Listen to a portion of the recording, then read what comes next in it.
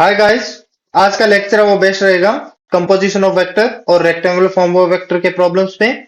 अगर आपका theory portion complete है तो इस लेक्चर देखने को बेनिफिट होगा। चलो बिना टाइम पास किए करते हैं question number first solve solution. A body is simultaneously given two velocities, one 30 meter per second due east and another 40 meter per second due north. Find resultant velocity। पहले तो मैं direction बना लेता हूँ south north south east और waste की, जैसे north south east और वेस्ट, और इनके बीच में जो एंगल है वो कितने होंगे, 90 डिग्री के होंगे। ईस्ट में कितने मीटर पर सेकंड से, 30 मीटर पर सेकंड से, वेस्ट में 40 मीटर पर सेकंड से। Find the resultant velocity. अगर टू वेक्टर्स के बीच में एंगल 90 डिग्री है तो हम रिजल्टेंट कैसे लिखेंगे, और रिजल्टेंट का फॉर्मूला क्या है, R is equal to root over a square plus B square plus 2ab cos theta. A और बी क्या है, यहाँ टू वेक्टर्स है जिसके मैग्नीट्यूड है, और इसमें टू वेक्टर्स हमें वेलोसिटी के रूप में दिए हैं जिसके मैग्नीट्यूड 30 और 40 है।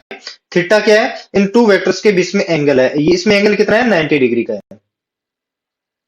ओके गाइस, और हमें एंगल अगर 90 डिग्री का दिया हो तो ये टर्म क्या कैंसिल नहीं हो जाएगी, क्योंकि cos 90 कितना होता है, जीरो, तो ये होगी जीरो। ए स्क्वायर, एक का मैग्नीट्यूड में कितना, 30 का स्क्वायर प्लस 40 का स्क्वायर कितना होगा, 900 प्लस 1600 इज इक्वल टू 2500, ये होगा 50 मीटर पर सेकेंड।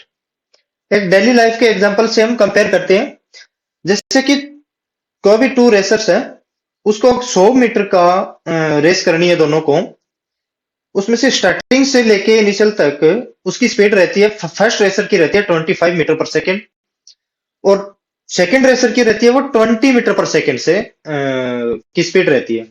तो उसमें बताओ आप रिजल्ट किसको मिलेगा, रिजल्ट मिलेगा 25 मीटर पर सेकेंड वाले को। क्यों, क्योंकि उसकी स्पीड मैक्सिमम है किसकी कंपेयर टू सेकेंड रेसर से। तो अब ये देखो, अब इसमें रिजल्ट किसको मिलेगा, नॉर्थ को मिलेगा कि ईस्ट को मिलेगा, मतलब नॉर्थ में तो है 40 मीटर पर सेकेंड और इसमें है 30 मीटर पर सेकेंड, तो रिजल्टेंट है वो नॉर्थ की ओर ज्यादा अट्रैक्ट करेगा। इतना तो नहीं होगा, ये रिजल्टेंट है, इसकी स्पीड है 50 मीटर पर सेकेंड। अब इसमें मैं देख लेता हूं ऐसा ही क्यों, क्योंकि हम ये अगर एंगल मैं ईस्ट के साथ रिजल्टेंट का एंगल बीटा मान लेता हूं, क्या बीटा मेरा अगर बड़ा आएगा तो ये बात तो राइट रहेगी और वरना नहीं होगी। अब देखते हैं टेन बीटा का फॉर्मूला आपको पता है ना, B sine theta upon A plus B cos theta. अगर एंगल दोनों के बीच में 90 डिग्री हो तो वाई अपॉन एक्स, तो वाई कितना 40, एक्स कितना 30, सो 4/3, तो beta is equal to tan inverse 4/3। अब टू ट्राइंगल्स है, जो फेमस ट्राइंगल है मैं उसके बारे में आपको बताता हूं, पहले इस साइड बता देता हूं। ये कोई एंगल थीटा है, ये 3 है, ये 4 है, एक ट्राइंगल और बना लेता हूं मैं। ये एंगल थीटा है, ये 4 है और ये 3 है, इन दोनों के कंपेयर में बोल रहा हूं। अगर एंगल के सामने वाली साइड, एंगल के सामने वाली साइड इन कंपैरिजन 3 और 4, इन दोनों का कंपैरिजन के बीच में मैं बोल रहा हूँ कि अगर एंगल के सामने वाली साइड स्मॉल है तो थीटा कितना होगा, स्मॉल होगा, वो भी कितना 37 डिग्री। ये 3 और 4, ये है 5, तो इसका 37 डिग्री आएगा टेन थीटा में, ये आएगा टेन थीटा में, ठीक है ना। और अगर थीटा के सामने वाली साइड अगर बड़ी है, 3 और 4 में बड़ा कौन है, 4 है, तो बड़ा है तो इसका एंगल भी कितना होगा, बड़ा होगा। किसके कंपैरिजन में, सामने वाली साइड के कंपैरिजन में। अगर सामने वाली साइड छोटी तो एंगल छोटा, बड़ा तो एंगल बड़ा। तो beta is equal to tan inverse 4/3, तो इसमें tan थीटा कितना होगा, परपेंडिकुलर अपॉन बेस 4/3। तो अब देखो tan inverse theta is equal to tan inverse 4/3, तो बीटा की वैल्यू कितनी है हमारी 53 डिग्री। बीटा की कितनी वैल्यू आई हमारी 53 डिग्री। देखो ये जो बीटा माना है हमने, इसकी वैल्यू हुई है 53 डिग्री, तो बचा कितना, दोनों के बीच में 90 डिग्री है, और ये कितना हुआ 37 degree, 37 degree. Okay, a particle has a displacement of 12 meter toward east and 5 meter toward north and 6 meter vertically upward। अब हमें इसने कंफ्यूज किया, कंफ्यूज क्या किया, हमें ईस्ट भी दे दिया, नॉर्थ भी दे दिया, वर्टिकल भी। कंफ्यूज ये है नॉर्थ और वर्टिकल कैसे बनाए, चलो करते हैं solve.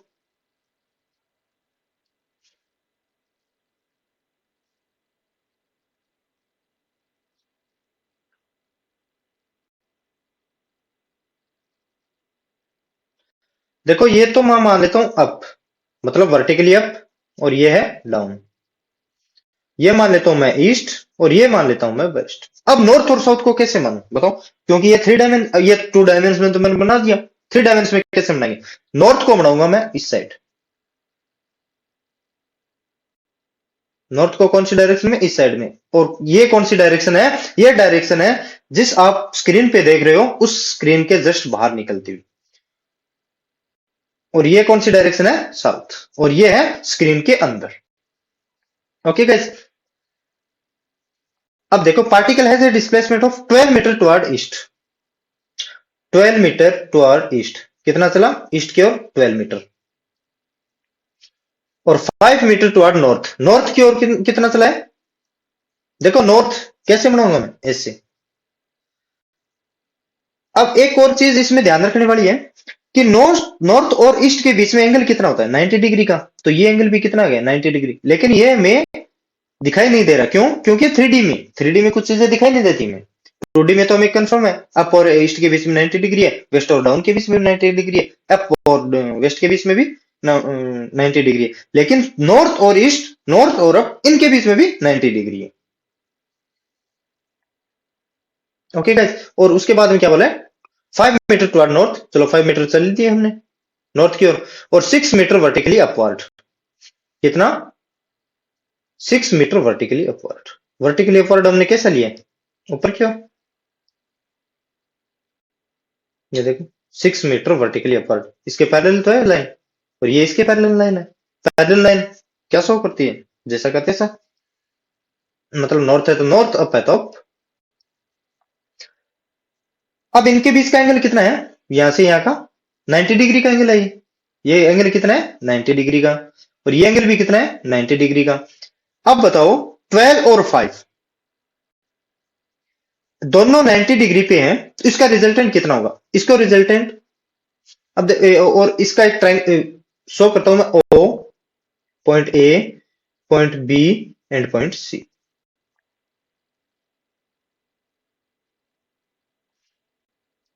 In triangle O A B, in triangle O A B.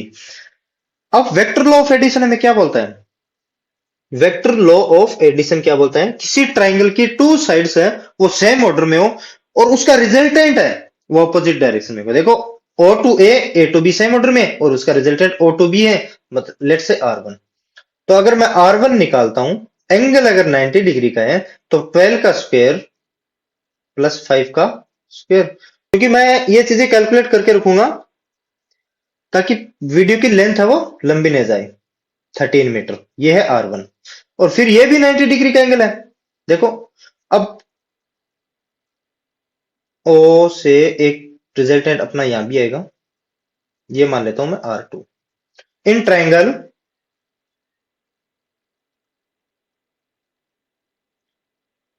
OBC, OBC में वेक्टर लॉ ऑफ एडिशन क्या बोलता है, हमें ट्राइंगल में, ट्राइंगल की 2 साइड्स है वो सेम ऑर्डर में होनी चाहिए, और थर्ड साइड में क्या देती है, रिजल्टेंट देती है। तो R2 कितना होगा,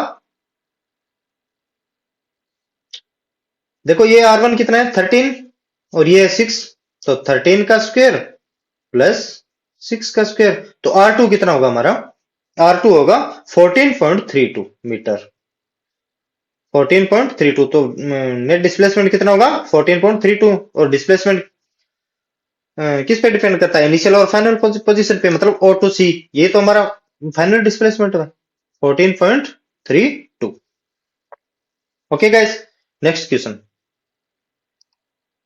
टू फोर्सेस और 5 न्यूटन एंड 7 न्यूटन, ये थोड़ा सा इजी मैंने इसलिए ताकि आपका कॉन्फिडेंस लो ना हो। Two forces of 5 Newton and 7 Newton act on a particle with an angle of 60 degree between them. Find the resultant force. Let's say F1 is equals to 5 Newton given है, F2 is equals to 7 Newton given है, theta is equals to 60 degree given है। अब मैं resultant, तो resultant निकालने में कोई तकलीफ नहीं होनी चाहिए। F1 square plus F2 square plus 2F1 F2 cos theta. F1 कितना है 5 का स्क्वायर, F2 कितना 7 का स्क्वायर प्लस 2, F1 कितना 5, F2 कितना 7 और cos 60 डिग्री। तो अब इसको देखो, 5 का स्क्वायर कितना 25, 7 का स्क्वायर 49, 25 प्लस 49 प्लस cos 60 1/2, तो cos 60 से 1/2 ये कैंसिल हो गया, प्लस 35। तो देखो इसको अगर ऐड करेंगे तो ये आएगा लगभग 109 के आसपास, ये आएगा 109 आसपास के, ये इतना ही आएगा 10.44 न्यूटन। क्यों? क्योंकि मैंने तो देखा हुआ है, लिख रखा है मैंने भाई इस चीज का कितना आएगा 10.44 न्यूटन। ओके गाइस, देखो F1 कितना है 5, F2 कितना है 7 और इनके बीच का एंगल कितना है 60 डिग्री, और रिजल्टेंट कितना है R is equal to 10.44 newton. ये मान लेता हूं रिजल्टेंट, क्योंकि 7 के पास चला जाएगा थोड़ा। ये है रिजल्टेंट। अब अगर बीटा निकालना आपको, beta is equal to 10 inverse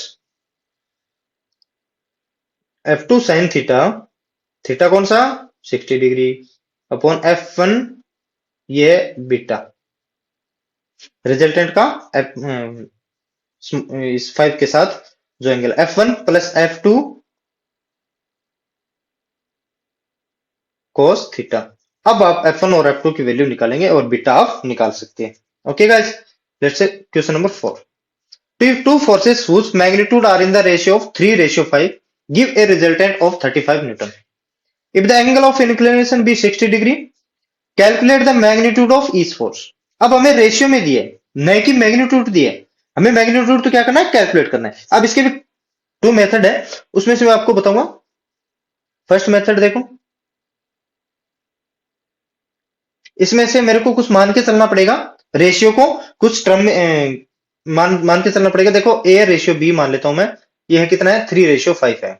तो A को अगर मैं 3x मान लूं और B को मैं अगर 5x मान लूं, तो उसके बाद, और रिजल्टेंट में क्या दिया, रिजल्टेंट में दिया 35 न्यूटन और थीटा में कितना दिया 60 डिग्री।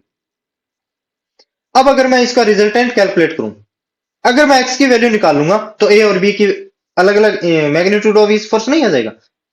तो R is equal to A square plus B square plus 2AB cos theta. R कितना है 35, R स्क्वायर कर दो इसका, 35 का स्क्वायर, A कितना 3x का स्क्वायर मतलब 9x की स्क्वायर, B कितना 5x मतलब 25x का whole square plus 2 3x 5x और cos 60 कितना हाफ, तो हाफ से हाफ कैंसिल, 9 और 25 प्लस 15 तो 49x square is equal to 35 का स्क्वायर। तो इसको स्क्वायर हटाऊंगा तो 35 is equal to 7x, 35 is equal to 7x, तो x इज इक्वल टू कितना आ गया मेरा 5, x इज इक्वल टू 5 है, तो A is equal to 15 newton और B इज इक्वल टू कितना होगा 25 newton, 5 into 5, A is equal to 15 newton, B क्योंकि इसमें रखो आप, इन दोनों में रखो, x इज इक्वल टू 5, तो A और B की वैल्यू आ जाएगी। अब सेकंड मेथड क्या है,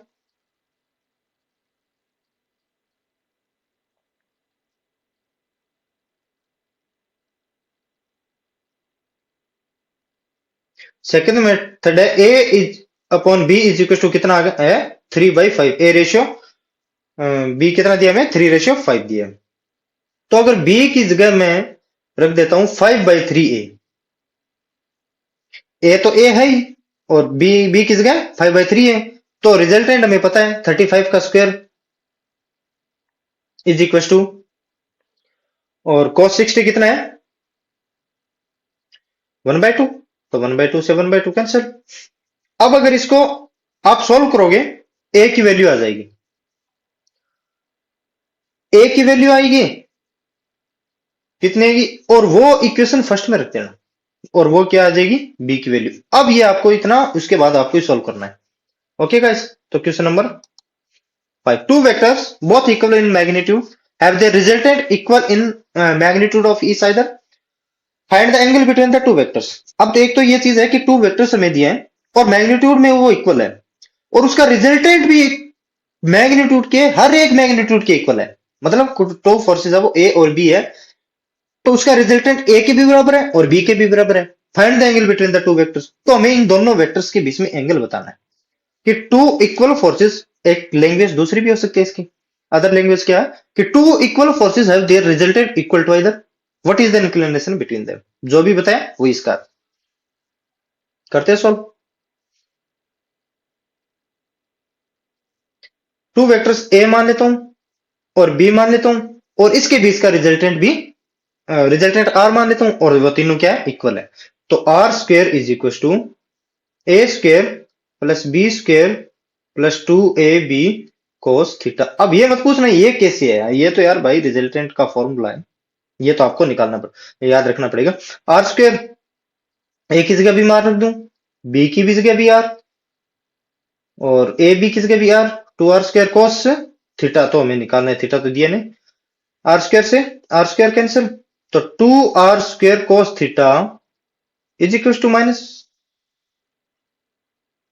आर स्क्वायर, तो आर स्क्वायर से फिर से आर स्क्वायर कैंसिल, तो cos theta is equal to minus half, तो थीटा इज इक्वल टू कितना होगा 120 डिग्री, क्यों cos इनवर्स माइनस हाफ कितना होता है 120 डिग्री। ओके गाइस, ये आप जैसे थ्योरी में पढ़ोगे ना, आपको सब कुछ पता चल जाएगा, आपको वो बताएंगे, अगर जो भी टीचर आपको पढ़ाएंगे वो जरूर बताएंगे कि अगर फोर्सेस डिफरेंट हो तब क्या होगा, और कितने एंगल पे क्या होगा, मान लो थीटा 0 पे क्या होगा, 30 पे क्या होगा, 45 पे क्या होगा, 60 पे क्या होगा, 90 पे क्या होगा, 120 पे क्या होगा। अगर वेक्टर्स आर सेम तब उसका रिजल्टेंट है वो किन किन एंगल पे क्या क्या होगा वो भी बताएगा। Okay guys, two forces equal to P and 2P act on a particle if the first be doubled and the second be increased by 20 Newton. The direction of the resultant is unaltered. इसका क्या मतलब है, direction of resultant is unaltered, इसका मतलब है resultant की direction है वो अनचेंज्ड रहेगी। ओके गाइस, इसको करते हैं सॉल्व। फर्स्ट कंडीशन क्या है, टू फोर्सेस है equal to P and 2P act on a particle, let's say P and 2P। ये तो हो गई फर्स्ट कंडीशन। कौन सी कंडीशन है ये, फर्स्ट कंडीशन। क्यों फर्स्ट कंडीशन, क्यों, क्योंकि इसमें हमें दूसरी भी दी है, if the first be double, अगर मैं फर्स्ट को डबल कर दूं,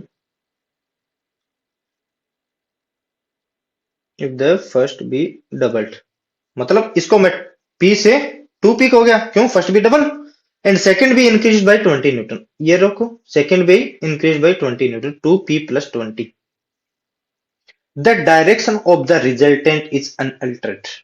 अब फर्स्ट कंडीशन के लिए देखना एक बार, सेकंड कंडीशन के लिए भूल जाना। फर्स्ट कंडीशन के लिए डायरेक्शन रिजल्टेंट मान लेता हूं, ये यहां होगी इसकी डायरेक्शन, मान रहा हूं, पता नहीं लेकिन हम मान के चल रहे हैं, आगे प्रूफ भी कर देंगे। लेट्स से पी से ये एंगल है बीटा है।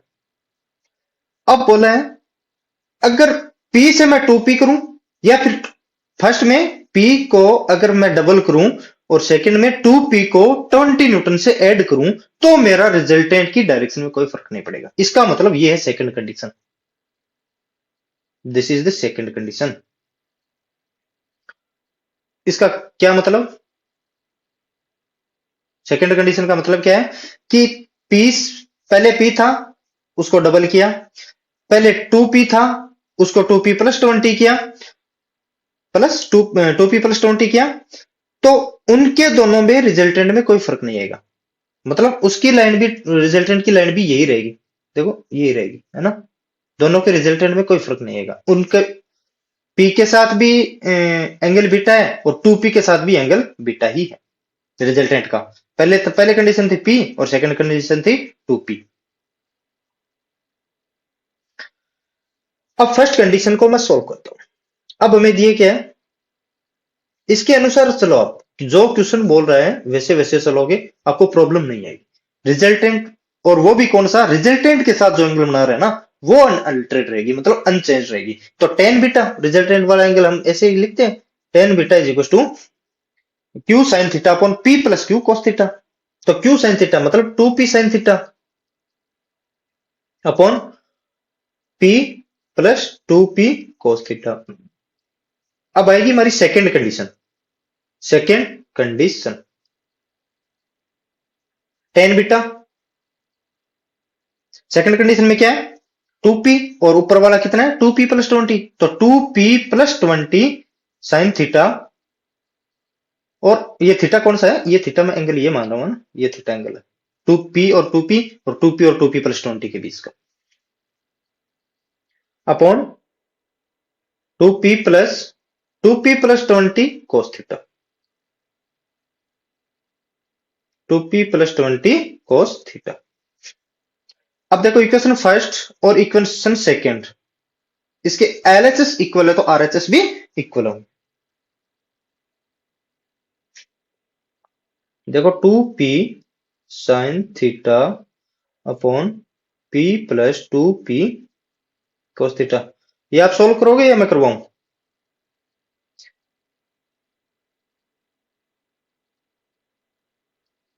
Sign theta upon 2p plus 20 cos theta.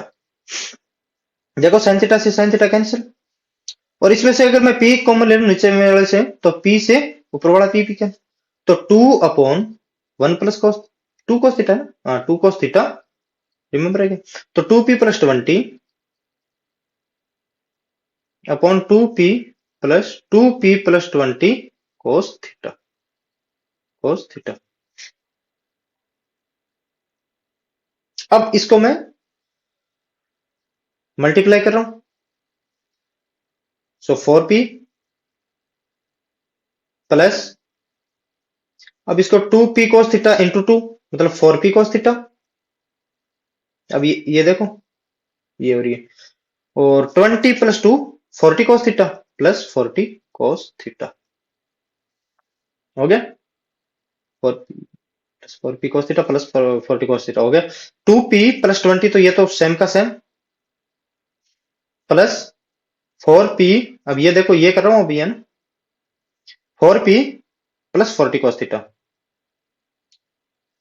Sorry 4p cos theta plus 40 cos theta. अब ये 40 cos थीटा से 40 cos theta cancel, 4p cos theta से 4p cos थीटा कैंसिल, तो 4p, अगर 4p इज इक्वल टू बचा कितना मेरा 2p plus 20, तो 2p इज इक्वल टू कितना बचा 20, तो p इज इक्वल टू कितना बचा 10। इसका मतलब इस p की वैल्यू कितनी आएगी 10। ओके गाइस, इसकी वैल्यू कितनी आएगी, find the value of p 10। The greatest and least resultant of two forces acting at a point are 29 Newton and 5 Newton respectively. If each force is increased by 3 Newton, find the resultant of two new forces acting at a right angle of each other. पहले तो बोला मैं greatest और list, greatest कौन सा जो दो forces को ऐड हो, और लिस्ट कौन सा जो दो फोर्सेस सब्ट्रैक्ट हो, और उनके बाद में ऐड और सब्ट्रैक्ट होने के बाद उसको 3-3 न्यूटन से बढ़ाया गया, इंक्रीज किया गया, और उन दोनों के बीच का एंगल कितना है, हमें राइट एंगल मतलब 90 डिग्री का। राइट एंगल किसको बोलते हैं, 90 डिग्री का। करते हैं सॉल्व। लेट से a प्लस बी हमें दिया है 29 न्यूटन और a माइनस बी हमें दिया है 5 न्यूटन। तो अगर मैं इक्वेशन को ऐड करता हूं तो 2a is equal to 17, so a is sorry 34, सीधा लिख रहा हूं क्या मैं, a is equal to 17, A is equal to कितना होगा 17, ए इज इक्वल टू 17, तो बी आप तो निकाल सकते हैं 12 न्यूटन। अब इसको ए डेस इंक्रीज किया कितना 3 से, हर एक को 20, और B dash is equal to 12 plus 3 is equal to 15 newton. और इन दोनों के बीच में एंगल कितना है? थीटा इज इक्वल टू कितना है? 90 डिग्री। 90 डिग्री का एंगल है, तो इसका रिजल्टेंट आप पता कैसे कर सकते हो? आपको तो पता ही होगा, a square plus B square, मतलब a dash square plus b dash square plus 2 a dash b dash cos theta. Cos theta अगर 90 डिग्री है तो वो टर्म कैंसिल हो जाएगी, उसको हमें नहीं लिखना है बार बार। तो ए डैश स्क्वायर कितना? 20 का स्क्वायर, सीधे लिख दूं 40 का स्क्वायर, 20 का स्क्वायर 400 प्लस 15 का स्क्वायर 225, कितना हुआ? 625, और 625 का 25, तो 25 न्यूटन होगा अगर आप इन कंडीशन को फॉलो करते हैं। Okay guys, next question. The sum of the magnitudes of two forces acting at a point is 18 newton and the magnitude of their resultant is 12 newton. क्या sum of two magnitude of two forces acting कर रहे हैं उसका कितना है? वो 18 Newton है, और मैग्नीट्यूड क्या इसका? 12 न्यूटन है। If the resultant makes an angle 90 degree with the force of smaller magnitude, देखो हमारा रिजल्टेंट के साथ स्मॉलर मैग्नीट्यूड है, वो कितना एंगल बना रहा है? 90 डिग्री का। तो what are the magnitude of two forces? पहले हमें टू फोर्सेस मानने पड़ेंगे, नहीं मानेंगे तो पता नहीं कौन कौन से होंगे। तो ए प्लस बी हमें क्या दिया? टू फोर्सेस ए प्लस बी मैंने मान लिया। एक तो ए माना है, एक बी माना है, 18 न्यूटन, और इसका रिजल्टेंट है वो 12 न्यूटन, और हमें बीटा एंगल दिया है 90 डिग्री। अब देखो कोई और स्मॉलर एंगल, इसमें से मैं एक कंडीशन मान के चल रहा हूं, ए लेस देन बी, मतलब बी बड़ा ए छोटा। अगर ए छोटा है और इसके साथ रिजल्टेंट का एंगल देखो 90 डिग्री का दिया है, हमें रिजल्टेंट का एंगल 90 डिग्री का दिया है, मतलब तो बी कहां जाएगा? इस साइड तो जा नहीं पाएगा। बी कौन सी डायरेक्शन में होगा? इस डायरेक्शन में होगा। ये बी है और ये है और ये रिजल्टेंट है, और रिजल्टेंट है वो स्मॉलर के साथ, और स्मॉलर कौन सा माना है मैंने? ए को। ए के साथ देख लो रिजल्टेंट कितना डिग्री पे है? 90 डिग्री पे। ओके गाइस, करते हैं इसको सोल्व। देखो तो beta tan beta is equal to B sine theta upon A plus B cos theta, upon A plus B cos theta. ये चीजें आप थोड़ा ध्यान रखना, क्योंकि हमें रिजल्टेंट के साथ क्यों दे रहे हैं, कुछ ना कुछ इन्फॉर्मेशन के दे रहे हैं। तो 10 बीटा 10 90 90 कितना? Infinity. Beta is equal to कितना है हमारा? 90 डिग्री, इन्फिनिटी हो गया। ए बी कितना है हमें पता नहीं, B sine theta upon A plus B cos theta. अगर इसको मैं रिवर्स करता हूं, 1 upon infinity is equal to A plus B cos theta upon B sine theta. देखो अब आगे 1 अपॉन इन्फिनिटी कितना? 0, 0 में ये टर्म गायब, तो a plus B cos theta is equal to 0। ये है इक्वेशन नंबर सेकंड। और इक्वेशन फर्स्ट कौन सी है हमारी? इक्वेशन फर्स्ट होगी हमारी ए प्लस बी, हमने जो माना है ये है इक्वेशन फर्स्ट। तो अब इसका रिजल्टेंट निकालें। क्यों रिजल्टेंट हमें दिए? R is equal to A square plus B square plus 2ab cos theta. Resultant का फॉर्मूला क्या है? ये तो है, a square plus B square plus 2ab cos theta. ये तो देखो रिजल्टेंट का फॉर्मूला है। और रिजल्टेंट कितना दिया हमें? 12, तो 12 का स्क्वायर 144। अगर इसको मैं ओपन करता हूं एक बार सीधा ही, a square plus B square plus 2ab cos theta. So a square, b की जगह देखो इक्वेशन फर्स्ट से a plus b is equal to 18 है, तो बी की जगह 18 माइनस ए नहीं रख सकता मैं। क्यों? अगर ए की वैल्यू निकाल लूंगा तो बी की वैल्यू अपने आप आ जाएगी। देखो बी की वैल्यू 18 माइनस ए लिख सकता हूं का होल स्क्वायर प्लस 2 ए, और b cos theta second equation से देखो बी cos थीटा क्या लिख सकता हूं? Minus a, this is minus a. यही तो है 144। ए की वैल्यू निकल जाएगी तो बी राजा है, अपने आप निकल जाएगा। सो a square plus 324 plus A square minus 36a और माइनस 2a स्क्वायर। तो ए स्क्वायर प्लस ए स्क्वायर माइनस 2a स्क्वायर, ये तो गया काम से। तो 144 माइनस 334, इसको इधर लेके आऊं तो ये बचेगा -180, और ये कितना है -36 ए। तो ए कितना बचा बताओ? ए की वैल्यू आई हमारी 5 न्यूटन। 36 5 जा 180। ए की वैल्यू आई है 5 न्यूटन, तो बी की कितनी आएगी? बी की आएगी मेरी 13 न्यूटन। बी की आएगी 13 न्यूटन। तो हमें ये तो पूछा था कि रिजल्टेंट मैग्नीट्यूड ऑफ इस फोर्स बताओ, और स्मॉलर देखो, ये आया 5 और ये आया मेरा 13, तो स्मॉलर कौन सा है? ये तो है, और इनके बीच का एंगल भी, अगर ये थीटा अगर आप निकालना चाहो थीटा, तो थीटा इज इक्वल टू बताओ, साइन थीटा कर दो। Sine theta is equal to perpendicular upon base, नहीं, परपेंडिकुलर अपॉन हाइपोटेन्यूज। परपेंडिकुलर कितना है? 5 अपॉन 13। अब इसकी वैल्यू निकाल लो, थीटा निकल जाएगा, और ए और बी के बीच में कितना एंगल है? Theta plus 90। ये तो एंगल है ए और बी के बीच में, थीटा प्लस 90। थीटा जैसे निकालोगे और उसमें 90 ऐड कर देना। ओके गाइस, चलो करते हैं next question. A motorboat is racing towards north at 25 km per hour and the water current in that region is 10 km per hour. Water current क्या? वाटर का फ्लो हो रहा है in 10 km per hour in the direction of 60 degree east of south. अब कुछ चीजें हैं, अब ईस्ट साउथ दे देता ना, ऑफ नहीं देके सीधा डैश दे देता ईस्ट साउथ, तो वो 45 डिग्री पे होता। लेकिन ईस्ट ऑफ साउथ मतलब साउथ का ईस्ट, मतलब साउथ से ईस्ट की ओर 60 डिग्री। ठीक है गाइस, करते इसको सोल्व। पहले नॉर्थ साउथ ईस्ट वेस्ट तो बनाए। ये है नॉर्थ, ये है साउथ, ये है ईस्ट, और ये है वेस्ट।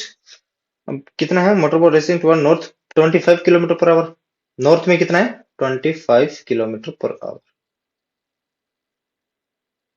और वाटर करंट कौन से रीजन में है? 10 किलोमीटर पर आवर है, 60 degree east of west, east of south, south से 60 डिग्री। तो ये एंगल हमें दिया है 60 डिग्री, और 10 किलोमीटर पर आवर की स्पीड से वाटर फ्लो हो रहा है। तो ये एंगल कितना? 30। तो ये टोटल एंगल कितना? 120 डिग्री। तो आप रिजल्टेंट वेलोसिटी नहीं निकाल सकते? अगर नहीं निकाल सकते तो बुरा हाल है भाई।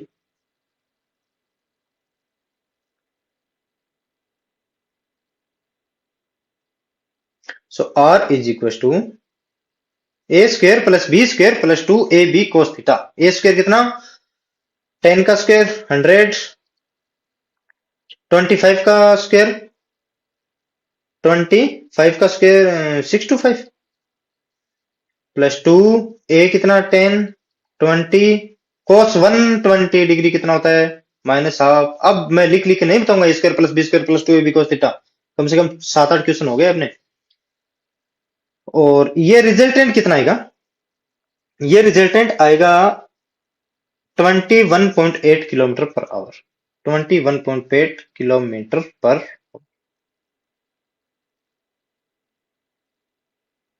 अब इसमें ये रिजल्टेंट बताओ, ये लगभग देखो, ये 25 है, ये 10 है, तो इसकी तरफ ही जाएगा। अगर इसको मैं एंगल मान लेता हूं बीटा, इसको भी मान सकते हो आप, रिजल्टेंट और 10 किलोमीटर पर आवर, मतलब वाटर करंट के अलोंग, और वाटर करंट और रिजल्टेंट के बीच में मान सकते हो, और उसमें भी मान सकते हो। तो beta is equal to,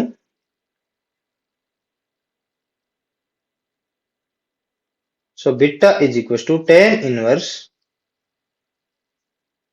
B sine theta upon A plus B cos theta.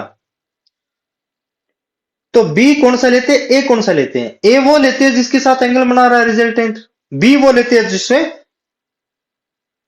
हम एंगल नहीं बना रहे फिलहाल रिजल्टेंट के साथ। अब रिजल्टेंट के साथ मैंने 25 किलोमीटर पर आवर से लिए, तो ए ये हो गया, और 10 किलोमीटर कौन सा हो गया? बी हो गया। तो 10 इंटू रूट 30/2 प्लस 25,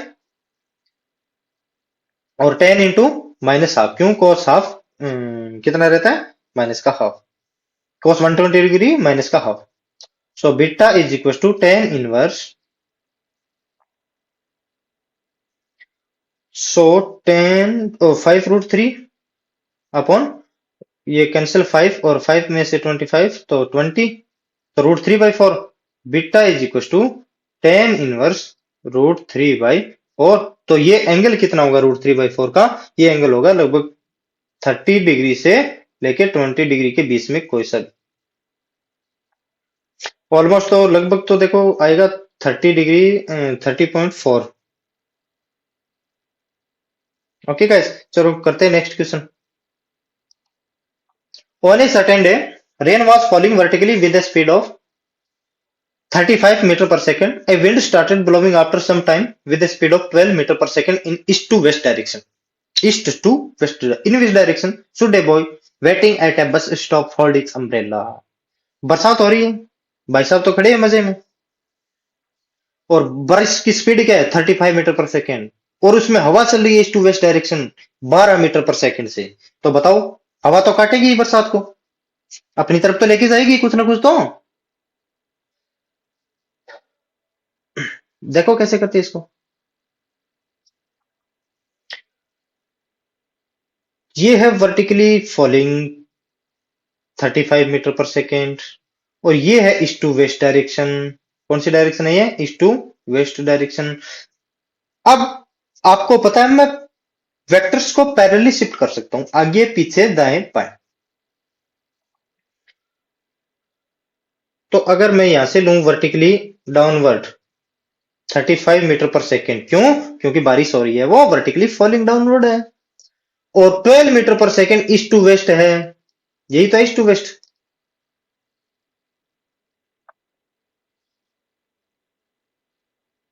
यही तो ईस्ट और ये है वेस्ट। ईस्ट टू वेस्ट कितना?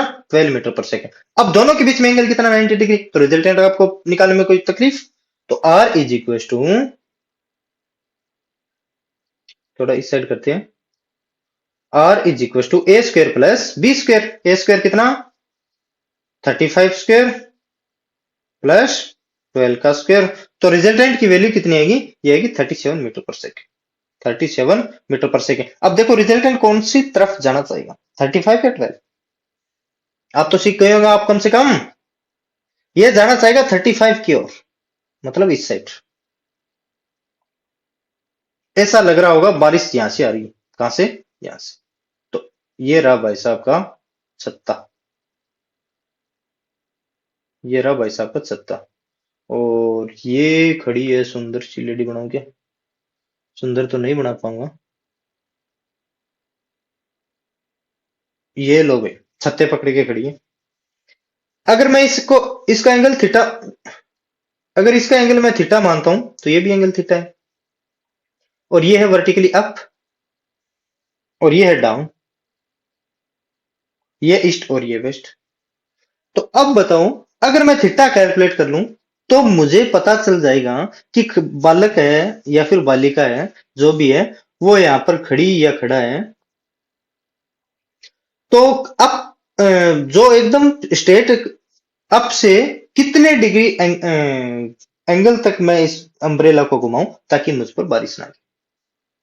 बताओ, टेन थीटा निकालो, या निकाल लोगे? चलो कर ही देता हूं रे गरीबो। Tan theta is equal to Y upon X. अब देखो वाई, वाई कौन सा है? ये कितना है? 12। एक्स कितना है? 35। क्यों? Perpendicular upon base. ये कितना है? 35। अरे यार 35। तो theta is equal to almost आएगा, वो आएगा 19 डिग्री। थीटा ऑलमोस्ट कितना आएगा? 19 डिग्री। 19 डिग्री इसको क्या करना पड़ेगा? अप से टिल्ट करना पड़ेगा। Theta is equal to 19 degree, तभी ये सुंदर आत्मा बच पाएगी बारिश से। ओके गाइस, चलते हैं नेक्स्ट क्वेश्चन पे। A river 800 meter wide flows at the rate of 5 kilometer per hour. A swimmer who can swim at 10 kilometer per hour in still water wishes to cross the river straight. अब देखो क्या क्या कहा है, कौन सी direction होगी strike करेगा, resultant velocity क्या होगी, ए टू बी तक जाने में उसको कितना टाइम लगेगा। अब ए टू बी आपने तो पहले ही बोल दिया है कौन सा, चलो बताते दिखाते हैं। ए टू बी भी दिखाएंगे आपको। करते हैं सोल्व। 800 मीटर, ये क्या है, कोई रिवर, 800 मीटर, और ये मैं मान लेता हूं इस डायरेक्शन में फ्लो हो रही है, कौन सी स्पीड से,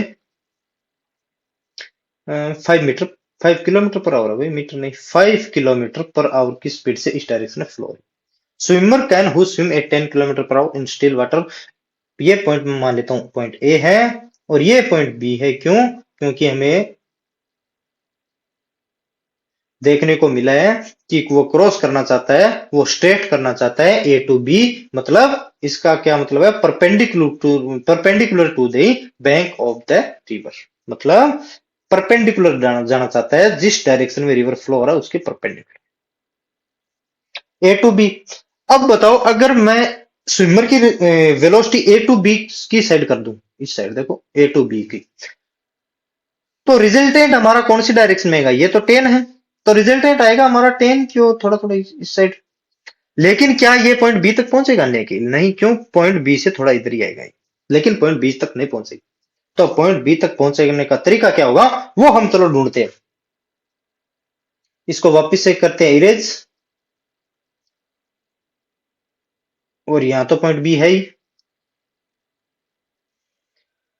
अगर मैं स्विमर को थोड़ा इस डायरेक्शन में स्विम करवा दूं, बताओ इसका मतलब क्या हुआ। अगर स्विम की मैं resultant velocity point A to B तक कर दूं, इसका मतलब perpendicular to the bank of the river कर दूं, फ्लो ऑफ द रिवर, तो क्या मेरा स्विमर ए टू बी तक जाएगा। रिजल्टेंट वेलोसिटी कौन सी डायरेक्शन में कर दूं, ए टू बी की डायरेक्शन में, ए टू बी की डायरेक्शन में, ये रही रिजल्टेंट वेलोसिटी। चलो बनाते हैं दूसरे कलर से, और दूसरा कलर कौन सा ले, ये यार ये थोड़ा टेढ़ा मेढ़ा, ये देखो, चलो चलो करते हैं इसको, इसको भी सही कर देते हैं थोड़ा बहुत आपके लिए, नहीं होगा सही। ए टू बी तक जाने में मैं इसकी रिजल्टेंट वेलोसिटी को ए टू बी की साइड लेके जाऊंगा, या फिर bank of perpendicular to the bank of the river flow. ये है 90 डिग्री का एंगल। ओके गाइस, ये है 10 किलोमीटर पर आवर। अगर मैं ये एंगल थीटा मान लूं, अगर मैं ये थीटा निकाल पाऊं, तो क्या मैं कर सकता हूं, देखो sine theta is equal to, क्यों निकाल रहा हूं मैं थीटा, क्योंकि 10 और 5 के बीच में एंगल कितना है, ताकि मैं इस रिजल्टेंट वेलोसिटी को निकाल पाऊं। ये तो मैं पता है, ये तो 90 डिग्री है, लेकिन क्या ये थीटा में पता है, थीटा नहीं पता। थीटा पता करने के लिए साइन थीटा क्या होता है, परपेंडिकुलर अपॉन हाइपोटेनिस। परपेंडिकुलर कितनी, 5, और हाइपोटेनिस कितनी, 10, 1/2, और साइन थीटा 1/2, मतलब थीटा इज इक्वल टू कितना, 30 degree. Theta is equal to 30 degree. तो टोटल एंगल कितना हुआ हमारा, ये टोटल एंगल 120 डिग्री। तो क्या रिजल्टेंट नहीं निकाल सकते आप, तो आपको दो वेक्टर्स भी दिए हुए हैं, एंगल भी दिए हुए, अगर आपको रिजल्टेंट नहीं निकाल सकते, तो महाराज r is equal to a square plus b square plus 2ab cos theta. तो ए कितना, 5 का स्क्र, बी कितना, 10 का square, plus 2, 5 into 10 into cos 120 degree minus half. तो जैसे ही मैं इसको सोल्व करूंगा, सोल्व करने पे मेरे को वेलोसिटी मिलेगी 8.66, इतनी मिल रही है, kilometre per our, kilometre per our. उसमें हमने दो चीजें सोल्व कर ली, एक तो कौन सी, along what direction must he strike, what direction, a to b, या फिर perpendicular to the bank of the river flow, और रिजल्टेंट वेलोसिटी भी निकाल ली भाई साहब ने तो, और how much time he would take. अरे यार क्या बात है, यहां से यहां डिस्टेंस आपको दी हुई है 800 मीटर, और यहां से यहां तक आपको वेलोसिटी भी दे दी, ए टू बी कौन सी वेलोसिटी से जा रहे हैं। अगर आप टाइम नहीं निकाल सकते, दिक्कत है। Time is equal to distance upon speed. ये क्या है, रिजल्टेंट वेलोसिटी, ये आर लिख रहा हूं मैं, ये वी आर कर दो, आर कर दो, जो भी हो, डिस्टेंस अपॉन स्पीड, या फिर वेलोसिटी जो भी हो। डिस्टेंस कितनी है, 800 मीटर, ओहो मीटर, और ये क्या 8.66 किलोमीटर। तो इसको मैं मीटर में कन्वर्ट करने के लिए 5/18। तो अगर मैं टाइम कैलकुलेट करूंगा इसका, तो ये आएगा मेरा 3333.3 सेकेंड। वाह भाई वाह, 3333.3 सेकेंड कितनी आएगी इसकी कितना आएगा टाइम, ये इतना। ओके गाइस, आ गया होगा समझ में? नहीं आया तो भाई मेरे पास कोई इलाज नहीं है। The resultant vector of P and Q is R. Resultant vector of P and Q, मान लेता हूं कोई वेक्टर पी है, ये रहा भाई पी और ये रहा क्यू, इसका रिजल्टेंट है वो आर है, रिजल्टेंट आर है। On reversing the direction of Q, कर देते हैं इसकी डायरेक्शन को रिवर्स। ये पहले क्यू था इस डायरेक्शन में, अब कर देते हैं ऐसा। क्यों? क्योंकि हमें बोला है रिवर्स करो, तो उसका रिजल्टेंट हमें एस मिलता है। ये रहा रिजल्टेंट, ये एस मिल गया। सो दैट अगर ये इसका एंगल मैं थीटा मानता हूं, मतलब ये एंगल थीटा है, तो ये टोटल एंगल कितना होगा क्यू और पी के बीच में? 180 minus theta, 180 minus theta. Okay guys, अगर इसका मैं रिजल्टेंट लिखूं आर, तो ये क्या होगा, आर स्क्वायर लिख दूंगा ना, P Q R square plus s square करना है हमें। देखो इसका पी और क्यू का रिजल्टेंट तो है आर, और जैसे ही मैंने डायरेक्शन को रिवर्स किया उसके रिजल्टेंट हो गया एस। कर दिया तो कर दिया, हमारे हाथ में थोड़ी ना, क्वेश्चन में लिखा है भाई वही बता रहे हैं आपको। एस कितना होगा, चलो पहले आर स्क्वायर निकाले तो p square plus Q square plus 2pq cos theta. ओहो एस स्क्वायर क्या, p square plus Q square plus 2pq cos 180 minus theta, और cos 180 माइनस थीटा कितना होता है, minus cos theta. So p square plus Q square minus 2pq cos theta. तो are square plus s square, तो ये से 2pq cos theta से 2pq cos theta, so p square plus Q square, so p square plus Q square का twice हो जाएगा, नहीं हो जाएगा? हो जाएगा। अब at what angle do that two forces P plus Q and P minus Q act so that the resultant is, करते इसको भी सॉल्व। लेट से F1 कितना P plus Q, F2 कितना P minus Q, और रिजल्टेंट कितना R, तो under the root 3p square plus Q square. तो क्या इनके बीच का एंगल नहीं निकाल सकते? ये तो यार बहुत आसान चीजें हो गई। तो are square is equal to A square plus B square plus 2ab cos theta कर लेते हैं, क्योंकि एंगल टू फोर्सेस के बीच में हम थीटा मान लेते हैं, मानने में तो है ही हम।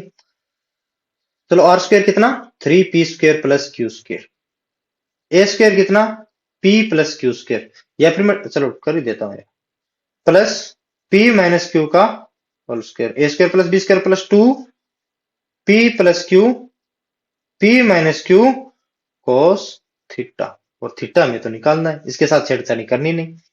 तो 3p square plus Q square, इसको खोलेंगे तो p square plus Q square, या फिर ओपन करेंगे, खोलेंगे ओपन करेंगे एक ही बात है यारो, उल्टा मत समझना। p square plus Q square plus 2pq plus p square plus Q square minus 2pq plus 2 a plus b और a minus b, a square minus b square, p plus q p minus q, तो p square minus Q square, so p square minus Q square और cos theta. So 3p, अब देखो ये p ये p 2p, तो इधर है 3p, तो कितना बचा p स्क्वायर प्लस ये क्यू स्क्वायर, ये क्यू स्क्वायर और ये क्यू स्क्वायर, इधर 2q स्क्वायर और इधर क्यू स्क्वायर, तो इधर लेके आएंगे तो माइनस क्यू स्क्वायर,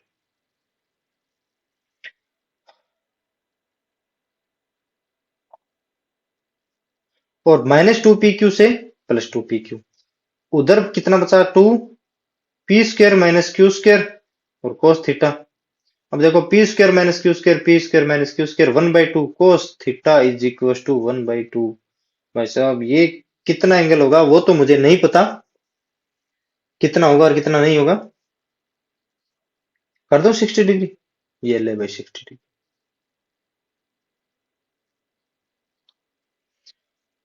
आगे वाला कितना होगा? आगे वाला क्वेश्चन देखो। Find the vector A B and its magnitude. It has initial point A 1 2 -1 and final point B 3 2 2 1।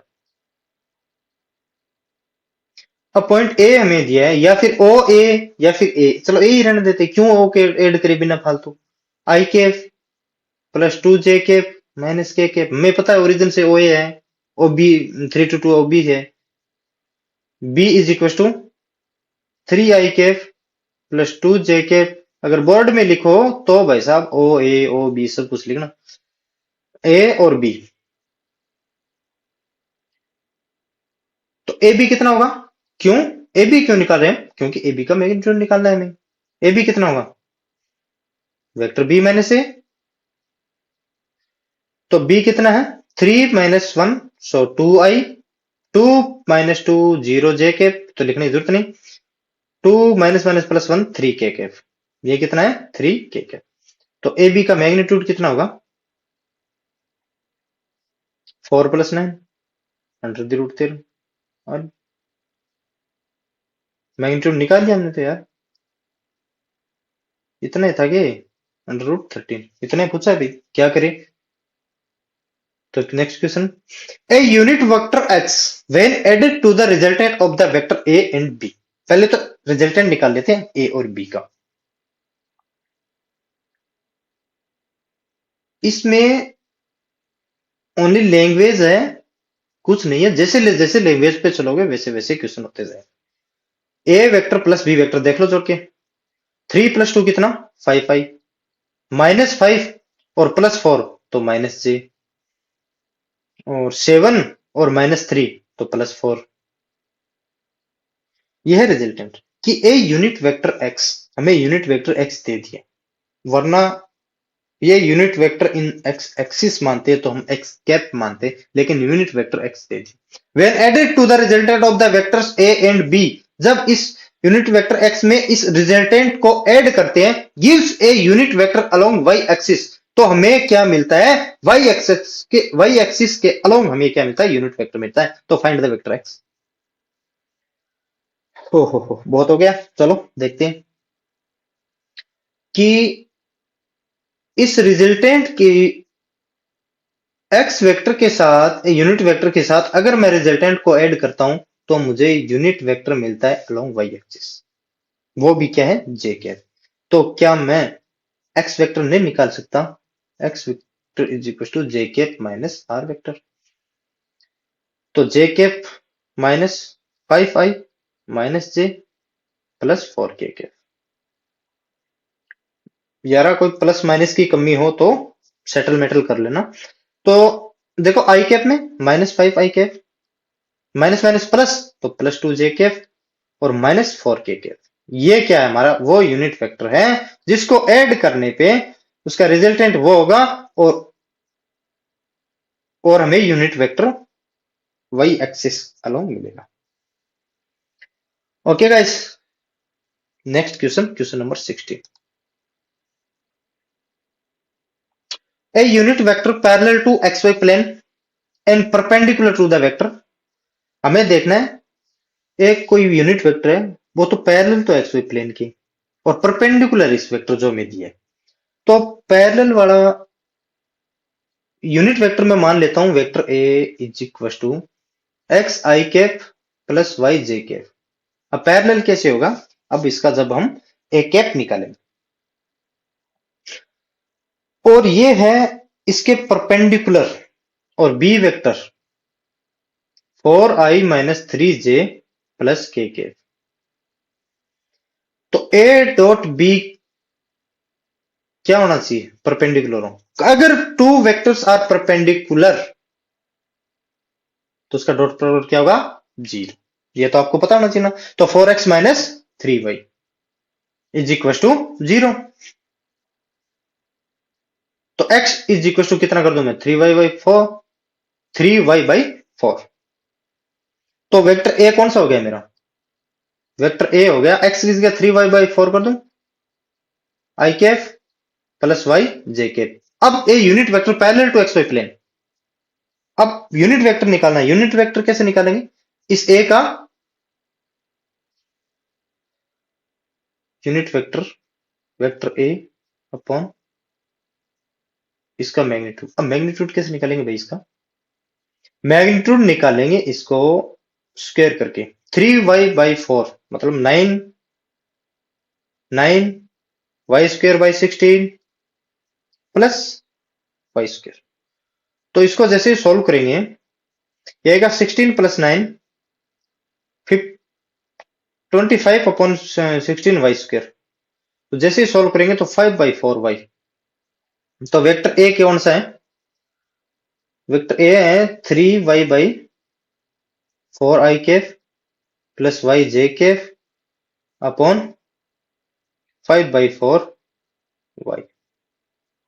तो ए कैप कौन सा? और यूनिट वेक्टर है, वो भी एक्स वाई प्लेन के पैरेलल है और परपेंडिकुलर किसके है? जो हमें दिए है उसके।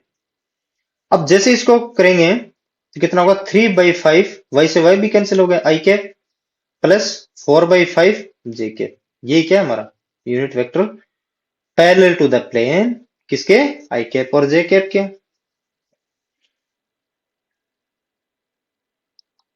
So next question है, a bird moves with velocity 20 meter per second in a direction making an angle 60 degree with the external line and 60 degree with the vertical apart. Represent the velocity vector in rectangular form.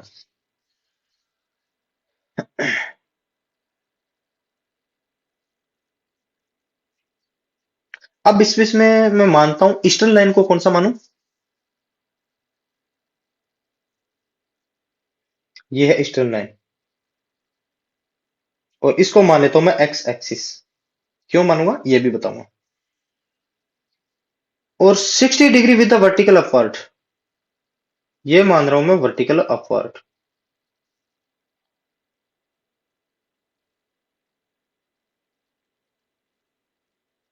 और एक direction मान रहा हूं मैं ये northern line, मतलब north और south. ये थोड़ी टेढ़ी मेढ़ी वो देख लेना ना। इसको मानता हूं मैं वाई एक्सिस, इसको मान लेता हूं मैं जेड एक्सिस। क्यों? क्योंकि हमने वेक्टर में पढ़ा है cos square alpha plus cos square beta plus cos square gamma is equal to 1। मतलब 2 एंगल दिया है तो तीसरा एंगल हम अपने आप निकाल सकते हैं। और कोई बर्ड है, उसकी वेलोसिटी है 20 मीटर पर सेकंड, मान लेता हूं मैं इस साइड है ये है बर्ड जिसकी 20 मीटर पर सेकंड से वेलोसिटी है, ये मान रहा हूं मैं ना। ये तीनों जो भी है ना, up X axis Y axis Z axis, देखना ये तीनों 90 डिग्री पे होते हैं, ठीक है ना। तो एक्स एक्सिस के साथ अल्फा कौन एंगल बना रहा है? मान लिया जो वैल्यू में दी है 60 डिग्री है। और वाई एक्सिस के साथ बर्ड है, वो हमें पता नहीं, जो इसका वैल्यू मान लेता हूं मैं बीटा। और जेड एक्सिस के साथ बर्ड है, वो एंगल बना रहा है गामा इज इक्वल टू, वो भी कितना? 60 डिग्री।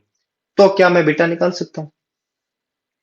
बीटा निकालने की जरूरत ही नहीं, हमें कोस बीटा चाहिए बस। क्यों? क्योंकि एक्स एक्सिस के साथ बर्ड है वो 20 कोस 60 डिग्री, वाई एक्सिस के साथ 20 कोस 60 डिग्री, या फिर जो भी एंगल होगा वो। देखो एक आइडेंटिटी है, cos square alpha plus cos square beta plus cos square gamma is equal to 1। Cos square alpha, alpha कितना? 60 डिग्री, और कोस 60 कितनी? 1/2, तो 1/2 का whole square 1/4 plus cos square beta, और 60 डिग्री है वही सेम है, 1/4 प्लस 1/4 1/2, 1 माइनस 1/2 1/2। तो कोस बीटा कितना आ गया हमारा? 1/√2। अब ये मत बताना भी ये कैसे किया, ये तो आपको सोल्व करना है, कोस बीटा 1/√2 आ जाएगा। अब आगे देखो, हम बर्ड्स की कंपोनेंट में वेलोसिटी निकाल रहे हैं, इसलिए कर रहे हैं। ये वेलोसिटी है, कंपोनेंट वेलोसिटी मान लेता हूं मैं v। ये वेलोसिटी v, बर्ड की कितनी वेलोसिटी है? 20। और वो मान लेता हूं मैं, चलो v, उसकी मान लेता हूं ये v है, कोस अल्फा आई कैप के साथ एक्सिस के साथ बना रहा है, plus v cos beta Y axis के साथ बना रहा है, मतलब जे कैप। देखो ये है ना, ये है अल्फा और ये है बीटा। बर्ड्स है वो एक्सिस के साथ कितना कौन से एक्सिस में कितने कंपोनेंट से चल रहा है? वी कोस अल्फा से। और V cos beta Y axis में, और वी कोस गामा कितना? के केफ कौन से में? जेड एक्सिस में, वो भी अप लिया हमने। तो वी कोस अल्फा, वी कितना है? 20 मीटर पर सेकंड से बढ़ जा रहा है, और कोस अल्फा कितना? 2। तो ये हो गया 10 आई कैफ प्लस वी कितना? 20, कोस बीटा कितना? √2, तो 1/√2 होगा। अगर मैं √2 से मल्टीप्लाई कर दूं, और ये जे कैफ प्लस ये भी 20 से कोस 60 कितना? 1/2, ये 10 के कैफ। सो 10 आई प्लस √2 तो 10√2 जे कैफ, क्यों? √2 से √2 2, तो 2 से 20 10 प्लस 10 के कैफ। ये वो वेलोसिटी कंपोनेंट है जो बर्ड एक्स वाई और जेड में मूव कर रहा है।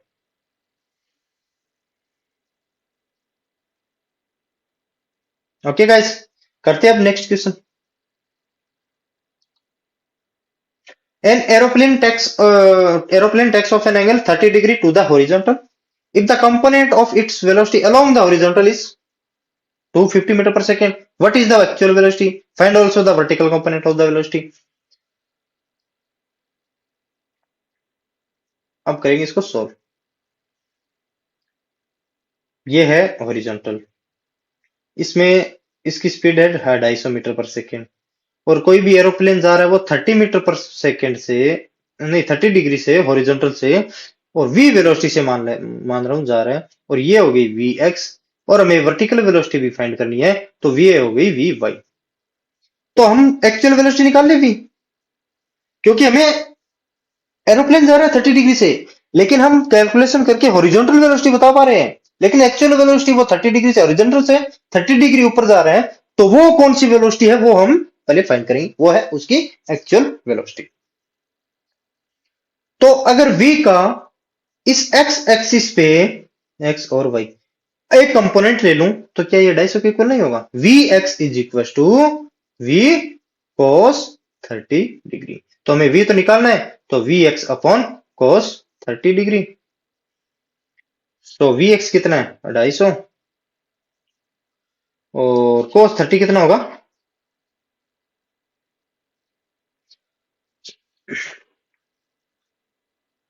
बताओ, cos 30 कितना होगा? cos 30 होता है भाई √3/2। √3/2 तो होता है, cos 30 होता है हाँ √3/2, √3 इंटू 2। क्या होता है यार, कई कई बार दिमाग से चीजें आउट हो जाती है। 288.67 किलोमीटर पर आवर, ये स्पीड है उसकी एक्चुअल स्पीड, तो जो हॉरिजॉन्टल से 30 डिग्री एंगल पे जा रहा है। हम कुछ कैलकुलेशन करके उसकी तो हॉरिजॉन्टल वेलोसिटी बता दी, लेकिन एक्चुअल वेलोसिटी नहीं बताई। एक्चुअल वेलोसिटी तो हम बताने वाले हैं, तुम बताने कौन वाले हो? ओ भाई, हम है हॉडू लोग, तो हम बताएंगे। और वी वाई कितना? V sine 30। एक कंपोनेंट एक्स के अलोंग वी cos 30, तो दूसरा कंपोनेंट वाई के अलोंग वी साइन 30। तो वी कितना है हमारा? 288.67 किलोमीटर पर आवर। अच्छा, ये नहीं लिखना, साइन 30 की वैल्यू भी लिखनी है यार, ये क्या कर रहा है? बाई 1/2। तो ये कितनी आएगी? 144.33 kilometre per our. Vertical velocity कौन सी है? ये है वी वाई। वर्टिकल वेलोसिटी कितनी होगी इसकी? 144.33 kilometre per our. Okay guys, यार अब नहीं समझ पा रहे हो तो मेरे पास कोई इलाज नहीं है यार। ओहो, ये क्या है अभी बीच में कि a man rows a boat with speed of 18 kilometre per hour in the north west direction. अब देखो, ये है नॉर्थ वेस्ट डायरेक्शन, और एक है 15 डिग्री साउथ ऑफ वेस्ट। ये देखो, ये दो चीज, एक ये और एक ये, इसलिए था वो मुझे याद दिलाने के लिए कि मैं बच्चों को बताऊं। देखो, नॉर्थ वेस्ट अगर ये लिखा है, तो इनका मतलब नॉर्थ और वेस्ट के बीच में angle 45 degree. South of west, इसका मतलब वेस्ट से साउथ की ओर 15 डिग्री है। वेस्ट से साउथ साउथ की ओर कितने? 15 डिग्री। अब ये आपको ये चीजें ध्यान रखना, ठीक है ना, नॉर्थ, क्योंकि बच्चे कई बार कंफ्यूज होते हैं कि नॉर्थ वेस्ट है तो 45 ले रहे हैं और नॉर्थ ऑफ जोड़ दिया तो हमने ये 15 डिग्री है वो साउथ से ले रहे हैं। ये क्या, चलो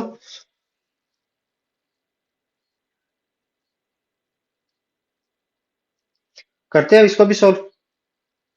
हम तो फाड़ू लोग हैं, कर देंगे कि 18 किलोमीटर, पहले नॉर्थ वेस्ट ये बना लेता हूँ।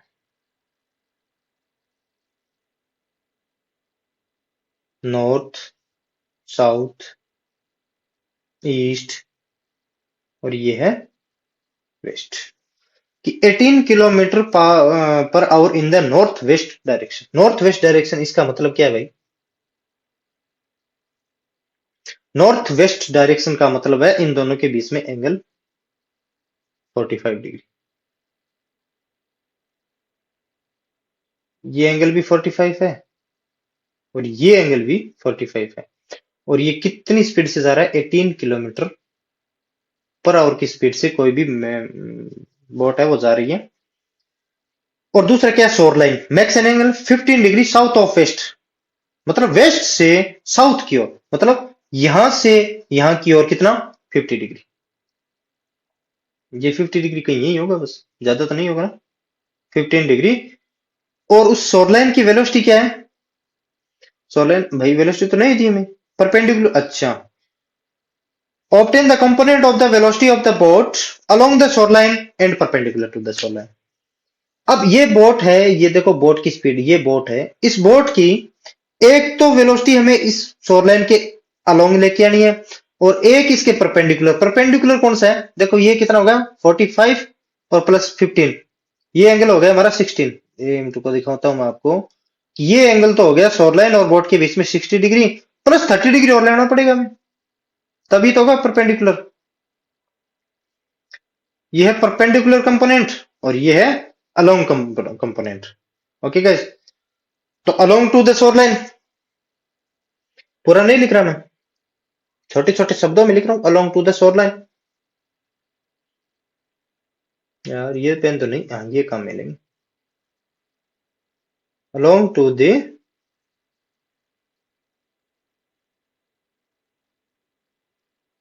शोर लाइन, इसका कंपोनेंट कितना होगा? 18 cos 60 डिग्री। बताओ होगा कि नहीं होगा? 18 cos 60 डिग्री। 60 डिग्री का मतलब 1/2 और 18 तो 9 किलोमीटर पर आवर। अलोंग तो ये होगा। अब perpendicular to the shore line,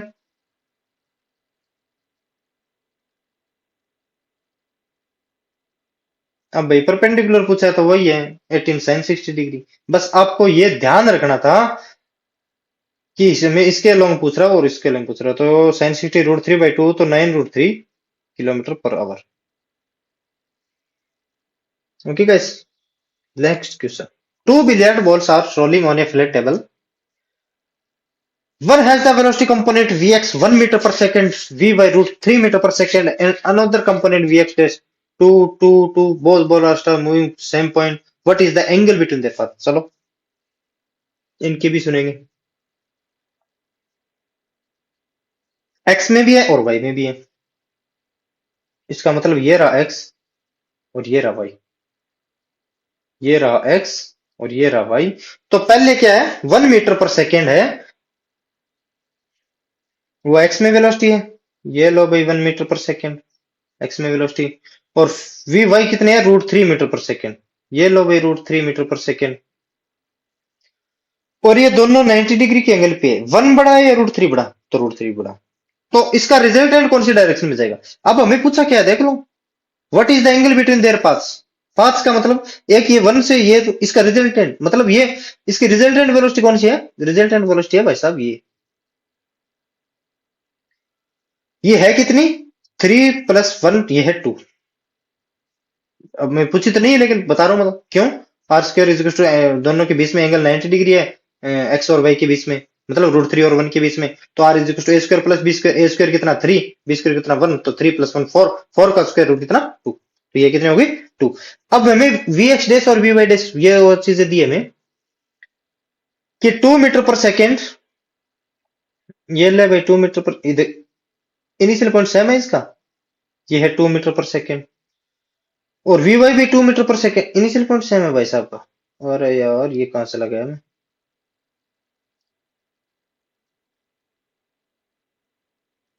ओहो,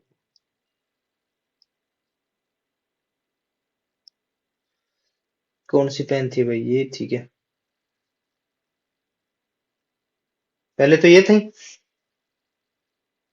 और इनिशियल पॉइंट सेम था। देखो यहाँ से यहाँ से यहाँ से यहाँ से यहाँ से इसकी वेलोसिटी कितनी होगी? 2 मीटर पर सेकेंड। और रिजल्टेंट कितनी होगी बताओ? 4 + 4 8, तो 2√2। अब इनका एंगल कितना होगा? वो बताओ, वो बताओ आप, एंगल कितना होगा? हमें तो एंगल पूछा है, दोनों के बीच में एंगल कितना होगा। पहले चलो मैं इसको मान लेता हूं अल्फा एंगल। तो टेन अल्फा निकाल लूं क्या? टेन अल्फा अगर 90 डिग्री का, दोनों के बीच में एंगल 90 डिग्री हो, तो y/x टेन अल्फा सीधा निकल जाता है। y कितना? √3/1। तो ये कितना होगा? 60 डिग्री। √3 इसका मतलब 60 डिग्री। अब सेकंड कंडीशन में देखो, 2 metre per second x direction में, 2 metre per second Y direction में, इसका रिजल्टेंट कितना होगा? ये तो था फर्स्ट। और सेकंड में tan beta is equal to 1/1, मतलब 45 डिग्री। अब ये भी देख लेना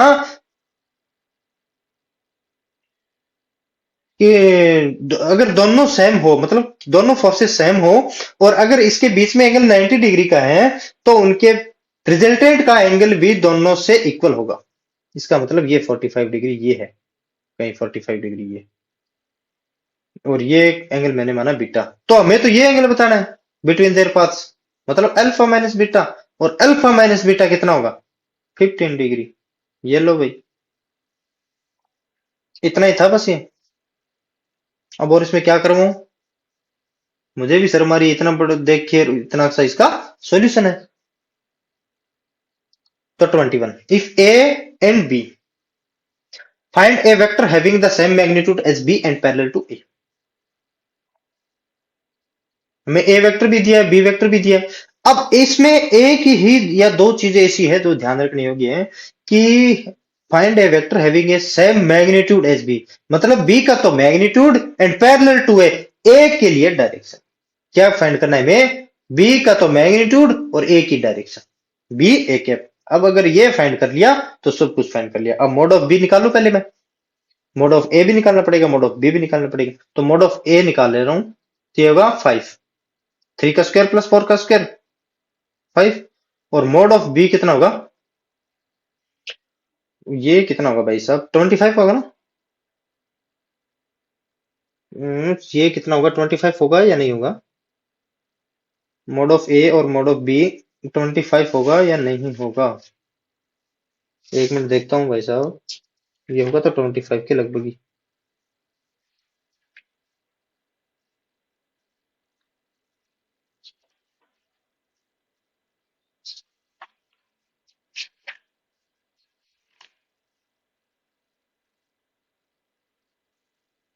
हाँ, तो मोड ऑफ बी कितना होगा?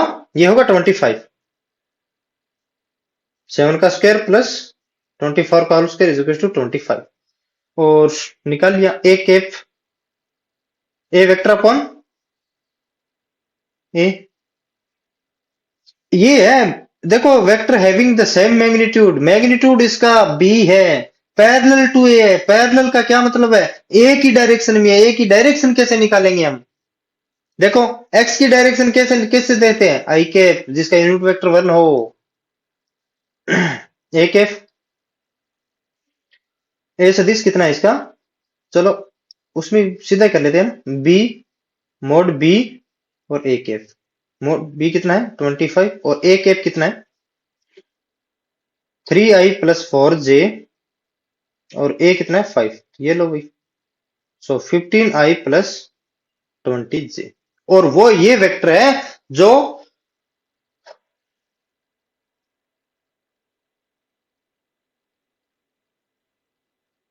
जो जिसका ये कोई भी वेक्टर मान लेता हूं, एफ मान लेता हूं, है ना। अब इसमें भी देखो, आप करके देख लो आप, इसका मैग्नीट्यूड तो आपको बी के जैसा मिलेगा और पैरेलल टू ए मिलेगा। पैरेलल टू ए मतलब ये 3i+4j है और ये 15i+20j है। कट कर लो। देखो, एक तो लेंथ ये है, मतलब एक वेक्टर ये है 3i+4j। एक एक एग्जांपल दे रहा हूं, ये सिंगल वेक्टर नहीं हो सकता 3i+4j, क्योंकि इसकी डायरेक्शन 2 है, आई और जे। मान रहा हूं मैं एक बार आपको एग्जांपल के लिए। और एफ वेक्टर, इसका बी का मैग्नीट्यूड इसके इक्वल होगा। एफ वेक्टर में क्या है, अगर मैं इससे 5 कॉमन ले लूं, 3i+4j, तो क्या मैग्नीट्यूड इसकी लेंथ बढ़ सकती है? लेकिन है तो इसके पैरेलल ही। इसका मतलब ये है कि F is equal to magnitude वो सेम होगा बी के, और पैरेलल है वो ए के। ओके गाइस,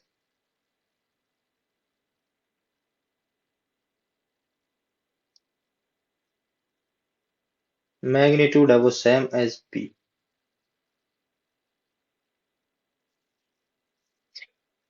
शायद 2 क्वेश्चन हो रहे हैं, फटाफट कर लेते हैं इनको भी। ओहो, establish the following vector inequalities geometrically और अदरवाइज। अब इसमें हमें बताना है, बताना क्या है, इनमें को देख के आपको क्या लग रहा है, डरावना सा लग रहा है या फिर नॉर्मल सा लग रहा है? चलो करते हैं इसको भी सॉल्व। कि vector A plus vector B, देखो कोई भी, अब मैं दे दूं वेक्टर आर, ये है इसका resultant vector A plus vector B है, तो इसका रिजल्टेंट क्या होगा, R is equal to A plus B होगा। इसका मतलब ये क्या है, मोड ऑफ आर है वही तो ए प्लस बी है, ये तो रिजल्टेंट लिखा है, तो इसका रिजल्टेंट क्या होगा, बताओ आप। मोड ऑफ ए का square plus mod of B का square plus 2 mod of A, ये वेक्टर लगाते जाना यार, वेक्टर लगाते जाना, वेक्टर, और mod of B and cos theta. अब बताओ मेरे को, इसको देख के आपको क्या लग रहा है, हमें लाना है vector A plus vector B. कब आएगा, जब cos थीटा 0 होगा, सॉरी cos थीटा 1 होगा, मतलब थीटा 0 होगा और cos थीटा 1 होगा। If theta is equal to 0 then cos theta is equal to 1। तो एक बार मैं इसको सोल्व करता हूं, तो मोड ए का स्क्वायर प्लस मोड बी का square plus 2 a mod. Okay guys, अब देखो a square plus B square plus 2 a b क्या बना, mod a plus mod b का स्क्वायर। तो स्क्वायर क्या, ये रूट को कैंसिल नहीं कर पाएगा, तो mod a plus mod b, और इधर क्या है ए प्लस बी। इसका मतलब क्या है, अगर theta maximum, cos theta maximum होगा, लैंग्वेज को देखना आप, इक्वली साइन तभी करेगा जब cos थीटा मैक्सिमम होगा। cos थीटा की मैक्सिमम वैल्यू क्या है, 1। मतलब अगर थीटा इज इक्वल टू 0 है, तभी ये इक्वली साइन को होल्ड करेगा, और ए और बी सेम डायरेक्शन में है। इसका मतलब क्या है भाई, चलो एक एक उसमें और बता देता हूं मैं आपको, थर्ड नंबर का। थर्ड नंबर पहले लिख लेता हूं मैं, और देखता हूं क्या क्या है इसमें। ए माइनस बी वेक्टर, ये क्या है, लेस देन और equal vector A plus vector B. अब देखो, एक डायग्राम बनाता हूं मैं इसके लिए, उसके लिए तो कोई जरूरी नहीं थी। ये है वेक्टर ए, अच्छा वो बताने भूल गया क्या मैं, कि वेक्टर ए पहले बड़े में, कि वेक्टर ए और बी है वो सेम डायरेक्शन में। क्यों अभी सेम डायरेक्शन में, क्यों, क्योंकि theta is equal to 0 degree है। ये वेक्टर ए है और यही अगर वेक्टर बी है, तो इनके बीच में एंगल बताओ कितने डिग्री है, तो इनके बीच का एंगल है theta is equal to 0 degree. अगर ऑपोजिट हो, मान लो वेक्टर ए ये है और वेक्टर बी ये है, तो इनके बीच का थीटा कितना होगा, 180 डिग्री। ओके गाइस, तो वेक्टर ए ये है और वेक्टर बी ये है और इनके बीच का एंगल मान लेता हूं मैं थीटा है। तो हमें दिया वेक्टर ए माइनस बी वेक्टर, तो क्या मैं इसको इंक्रीज माइनस में कर दूं? ये तो माइनस बी वेक्टर होगा। माइनस बी वेक्टर कौन सा होगा? जो ऑपोजिट हो। मतलब ये अगर बी वेक्टर है तो इसकी दूसरी साइड का 180 डिग्री का एंगल होगा तो वो माइनस बी होगा। अगर ये थीटा है तो ये पूरा एंगल कितना हो जाएगा? 180 माइनस थीटा। इसका ये होगा रिजल्टेंट। यहां होगा, ये वहां होगा, वो तो देख लेंगे कहां होना है। अब देखो इसका रिजल्टेंट निकालते हैं वेक्टर ए माइनस बी का।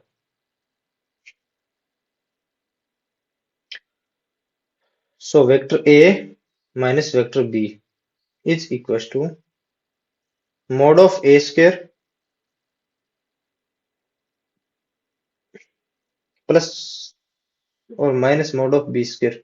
हम इसको ऐसे भी लिख सकते हैं, ध्यान रखना है ना। इसको किसको? इसको वेक्टर ए प्लस और माइनस बी का वेक्टर और मोड प्लस 2 वेक्टर ए माइनस वेक्टर बी और कोस 180 माइनस थीटा। कितना? Cos 180 minus theta. तो ये कितना बचा हमारा? मोड ऑफ ए स्क्वायर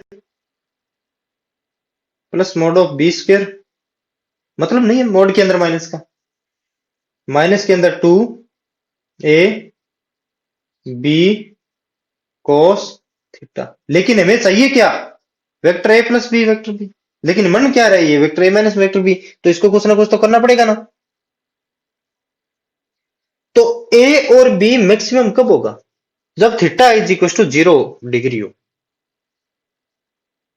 क्यों? देखो ये दिया ना मैं, ये लो और ये लो, ये मैक्सिमम कंडीशन है। या तो इक्वल होगा या फिर ए माइनस बी इससे छोटा होगा, लेकिन इससे छोटा नहीं होगा वो। तो theta is equal to 180 degree लेऊंगा तभी तो होगा मेरा maximum. A minus b maximum कब होगा? जब theta is equal to 180 degree लेंगे मैं तभी होगा।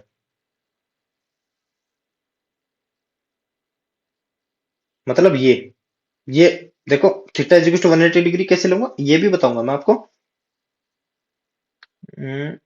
तो vector A minus vector b is equal to, अगर मैं theta is equal to 180 degree रखूंगा तो ये कुछ इस तरह नहीं होगा। वेक्टर ए माइनस ये प्लस वेक्टर बी का होल स्क्वायर। अब ये मैं theta is equal to 180 degree के वापस माइनस माइनस प्लस हो जाना है और कुछ नहीं होना। तो vector A minus B is equal to vector A plus ये मोड लगा दो भाई, ये वेक्टर बी। इसका अगर theta is equal to 180 degree लेंगे तभी आएगा ये। ए और बी के बीच में एंगल कितना हो? 180 डिग्री का एंगल हो।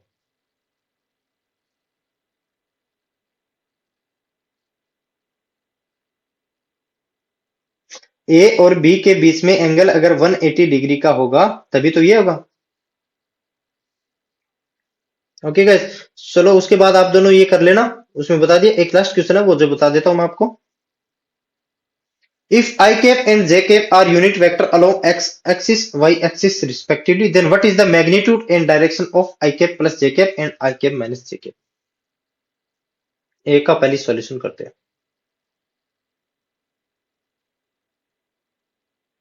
ये तो है आई कैप और ये है जे कैप। तो आई कैप प्लस जे कैप है एक, और A cap I cap minus j cap, मतलब माइनस आई कैप बनाने की जरूरत नहीं लेकिन माइनस जे कैप बनाने की जरूरत है। इसका इसका मैग्नीट्यूड कितना होगा यूनिट वेक्टर का? 1। इसका भी मैग्नीट्यूड कितना होगा जे कैप का? वो भी 1 होगा। तो इनका रिजल्टेंट कौन सी डायरेक्शन में होगा? 45 डिग्री एंगल में आई कैप प्लस जे कैप, ये है इसका रिजल्टेंट। और मैग्नीट्यूड कितना है? r is equal to 1 plus 1 is equal to √2। क्यों?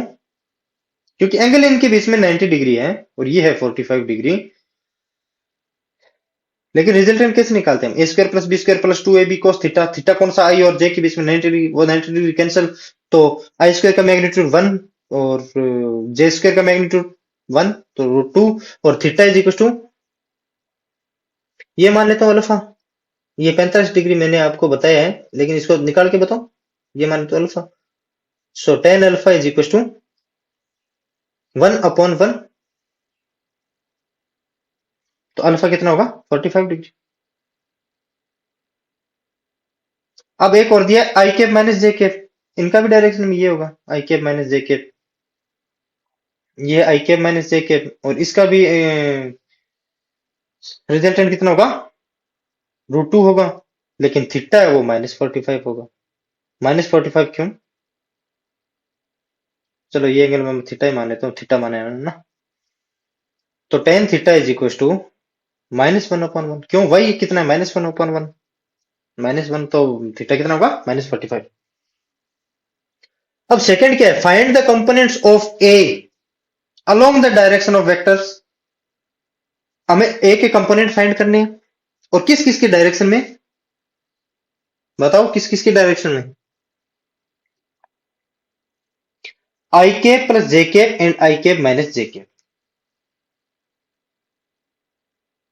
पहले a vector 2i plus 3j के, चलो सेकंड नंबर का ए वेक्टर में दिया है 2i कैप प्लस 3j के,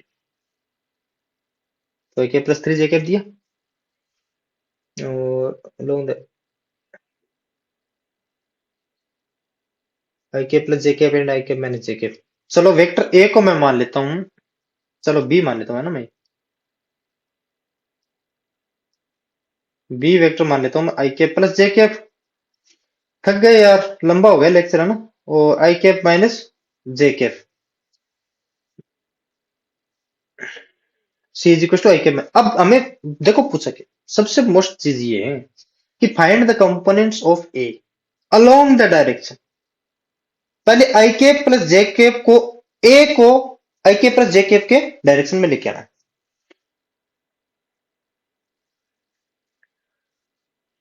तो ये मान लेता हूं मैं बी कैप, और ये मान लेता हूं मैं ए कैप। अब हमें पूछा क्या है कि इसके कंपोनेंट को एक तो इसके अलोंग लेके आना है, किसके अलोंग, बी के अलोंग। तो बी के अलोंग कैसे होगा, एक तो इसका मैग्नीट्यूड ए कोस थीटा इसका प्रोजेक्शन, और इसका बी कैप क्या है उसके direction, a cos theta dot b cap. B cap क्यों, क्योंकि इसके डायरेक्शन में लेके आना है, और इसका कंपोनेंट है वो इसकी डायरेक्शन में लेके आना है। डायरेक्शन क्या है इसकी, बी कैप, इसकी डायरेक्शन क्या है ए कैप। ओके गाइस, तो अगर मैं ऊपर नीचे बी से मल्टीप्लाई कर दूं, A B cos theta upon B, और बी सदिश upon B, A B cos theta क्या लिख सकता हूं मैं, ए बी कॉस थीटा क्या लिख सकता हूं मैं, ए डॉट बी, और B into B, B square dot B.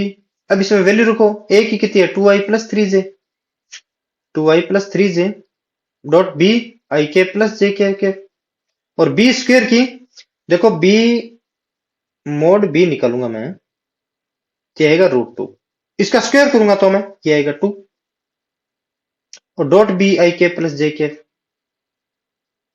देखो 2 से 2 प्लस 3 5, ओहो 2 प्लस 3 कर दूंगा 5/2, ये होगा आई के प्लस जे के।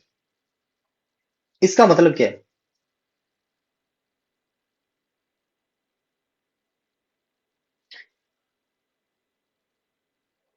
कि ए का एक component I cap plus J cap की डायरेक्शन में ये होगा, ए का एक component I cap plus J cap की डायरेक्शन में ये होगा, और दूसरा कंपोनेंट है वो सी आई कैप माइनस जे कैप।